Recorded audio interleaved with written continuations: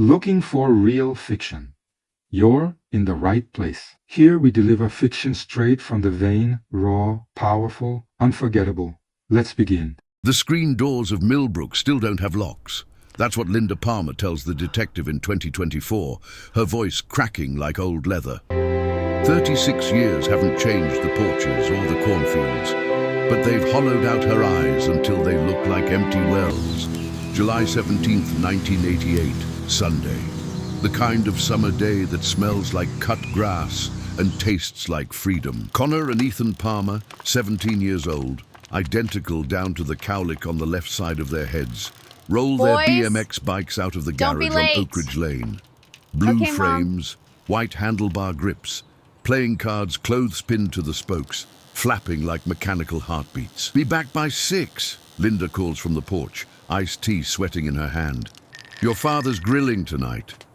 Connor throws her that crooked smile. Ethan waves without looking back, two bodies moving in perfect twin synchronization, pedaling toward Miller's drugstore 3 blocks away. The sun sits high and merciless. The cicadas scream in the elm trees. Linda watches them disappear around the corner of Birch Street. She'll replay this moment 10,000 times. The way Ethan's shoelace was untied, the way Connor's jean jacket caught the light. She'll wonder if she'd called them back, begged them to stay. Would they still be breathing? By 6:15, the porch is empty except for her. By 6:30, panic starts crawling up her spine like poisoned ivy. By 7, she's calling every neighbor on the block. Nobody's seen them. At 7:43 p.m., Linda Palmer dials 911 for the first time in her life. Her hands won't stop shaking. Chief Howard Brennan has been Millbrook's only police chief for 19 years. He knows every dog by name, every pothole by heart. When Linda Palmer's call comes through, he's eating meatloaf in his kitchen, and something in her voice makes the food turn to ash in his mouth. He organizes a search party within the hour. 47 volunteers spread across Millbrook like ants, flashlights cutting through the gathering dark. They check the quarry, the creek behind the high school, the abandoned Dawson farm where kids sometimes drink stolen beer. Nothing. At 9:36 p.m., Deputy Frank Kowalski radios in from Carson's scrapyard, his voice tight. Chief, you need to see this.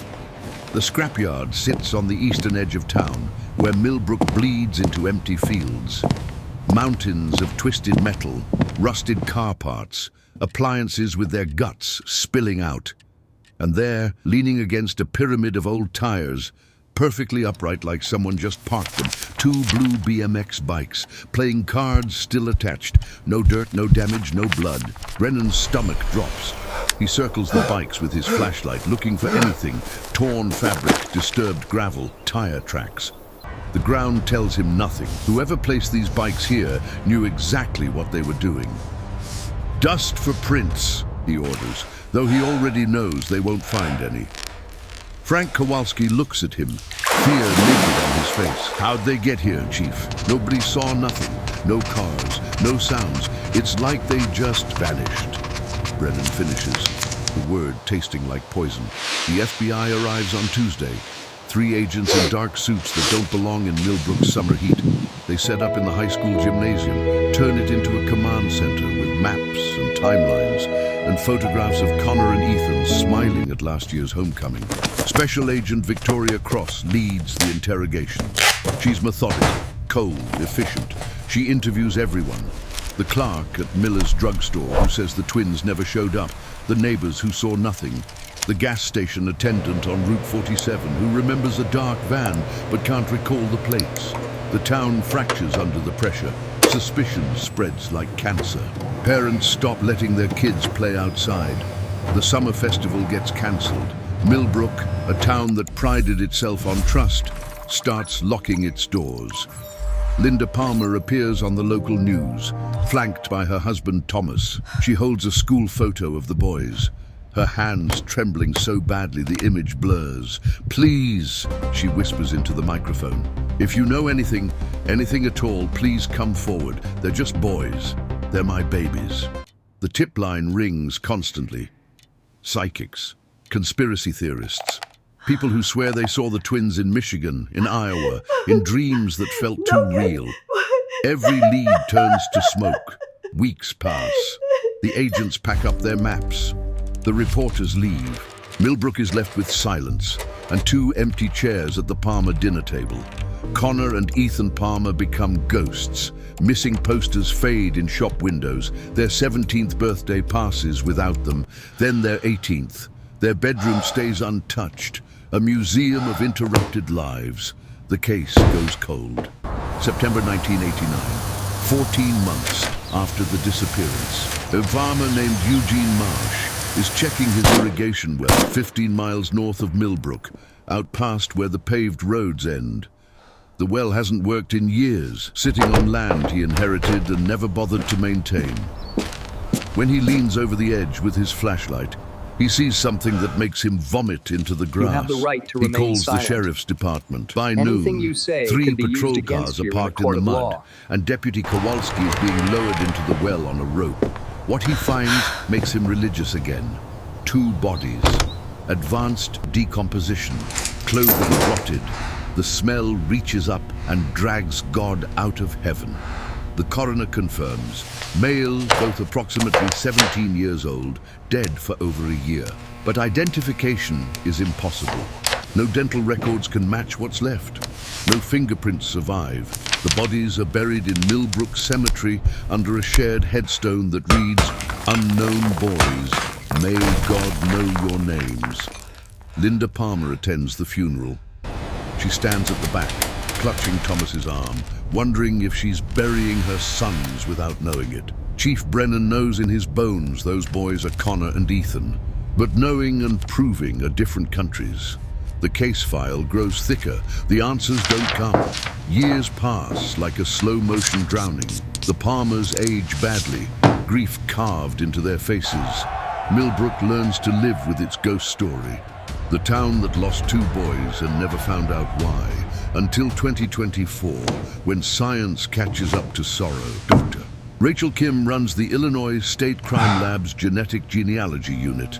She's built family trees from bone fragments, identified Jane Does from a single tooth.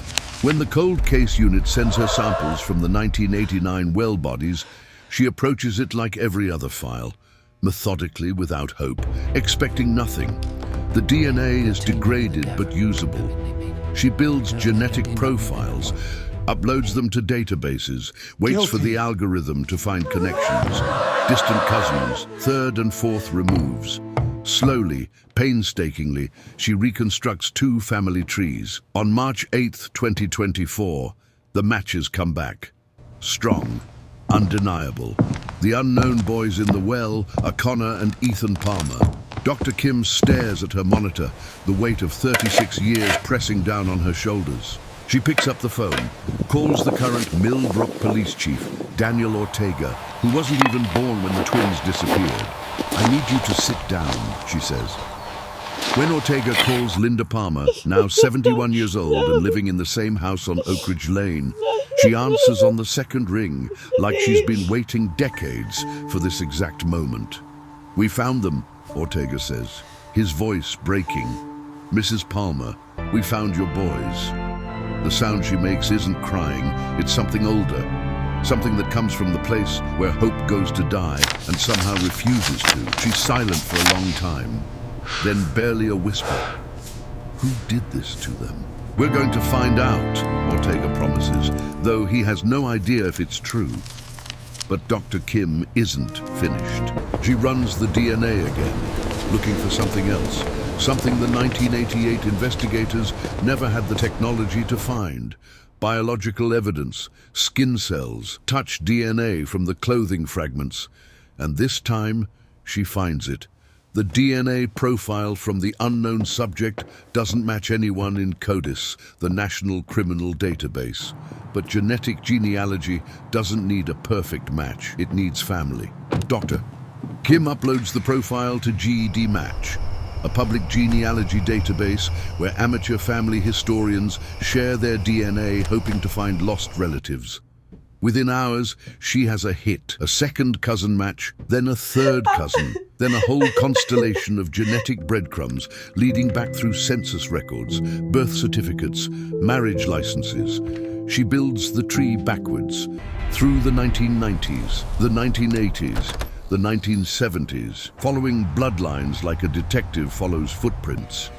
On March 14th, she calls Chief Ortega again. I have a name. The suspect is 73 years old, still living in Illinois. No criminal record, not even a speeding ticket.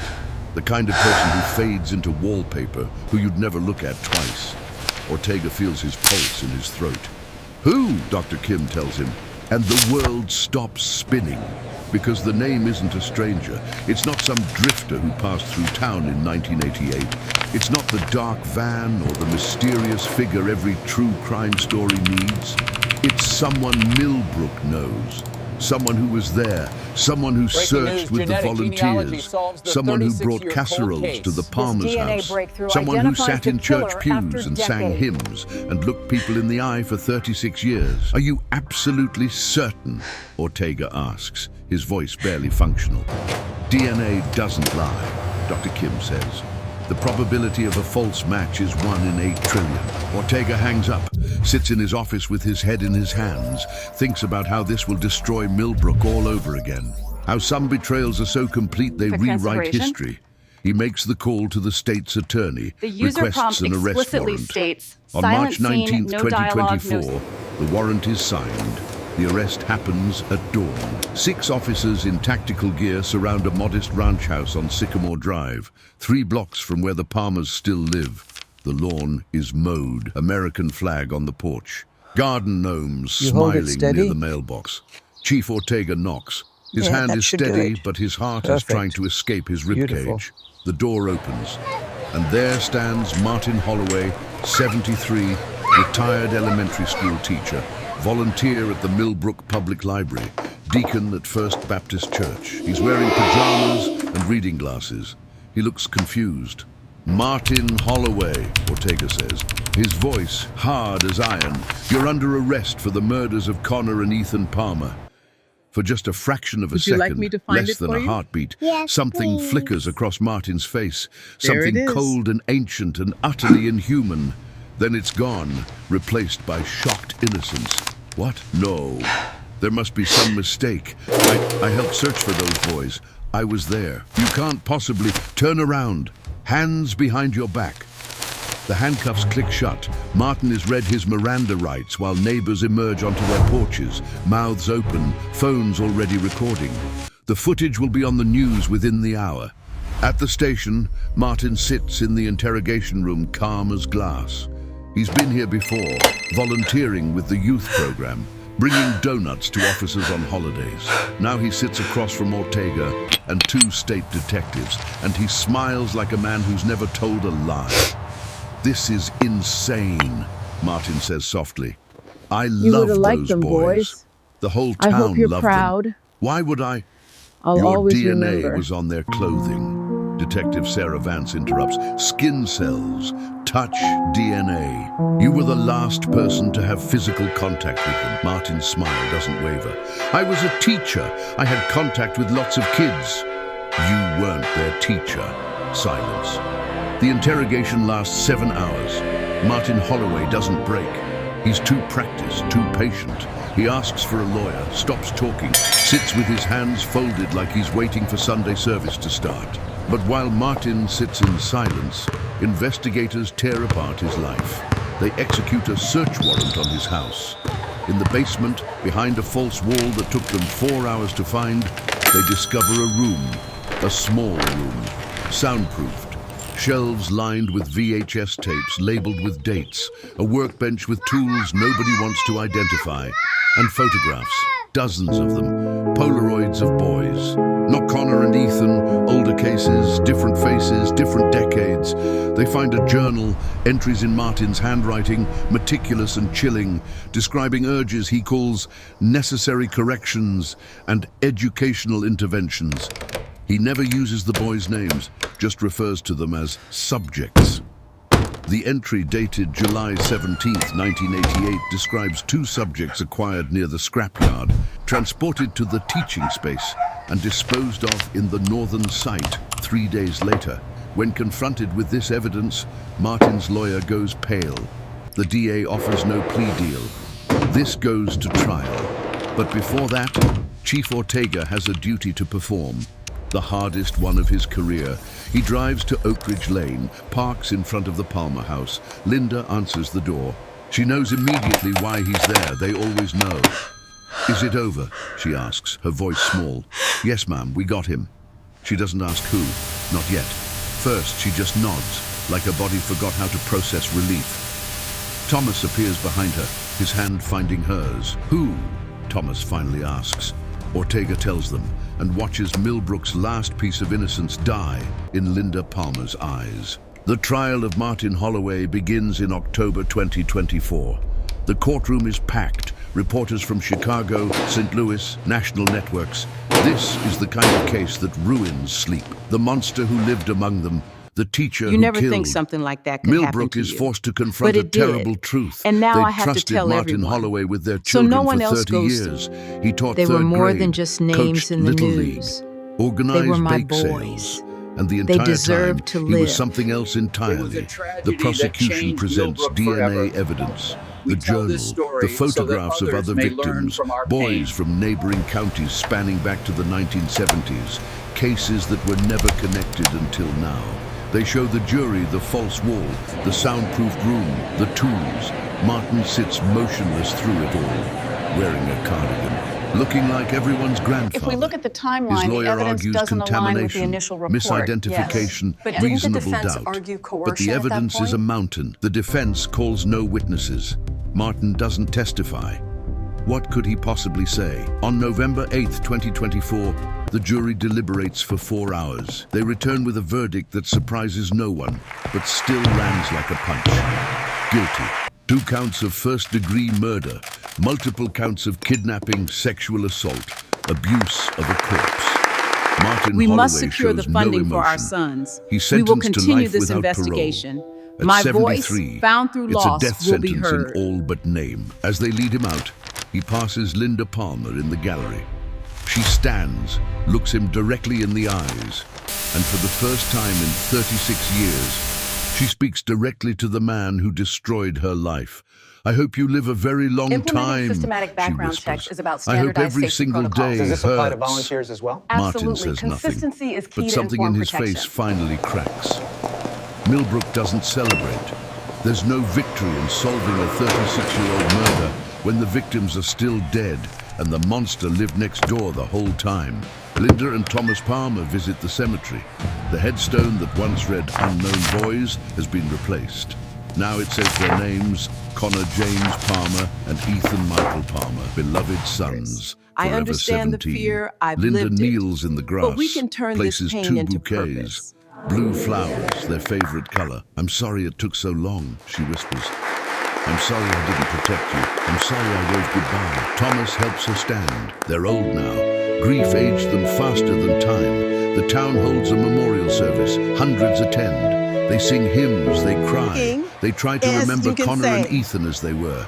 2 boys on blue bikes, playing cards, flapping, whole lives ahead of them. Chief Ortega stands in the back. He thinks about all the other cases in Martin Holloway's basement. Families in other towns who might finally get answers. Cold cases that suddenly have heat. Dr. Rachel Kim watches the news from her lab. She's already working on the next case.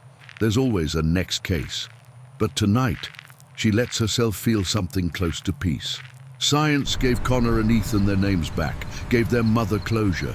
That has to mean something. As the service ends, people file out into the November cold. Millbrook looks the same as it always has. Screen doors, cornfields, porches. But everyone knows it's different now. Innocence, once lost, I remember that doesn't summer grow so back. well. Happy Linda Palmer times. stays in the church after everyone leaves. She sits in the front pew, looking at the photographs of her sons projected on the wall. Young, smiling, gone. She thinks about forgiveness, wonders if it's possible, decides it doesn't matter. Her boys are home now, after 36 years of searching, of wondering, of hoping against hope. She finally knows where they are. And Martin Holloway will die in a cage. It's not justice. Justice would be Connor and Ethan graduating high school, going to college, getting married, giving her grandchildren. But it's all she's going to get. She stands, walks out into the November wind, goes home to the house on Oak Ridge Lane, where two blue bikes once sat in the garage and two boys once breathed and laughed and lived. The case is closed. The wound will never be, but Millbrook remembers, and that, in the end, is the only immortality Connor and Ethan Palmer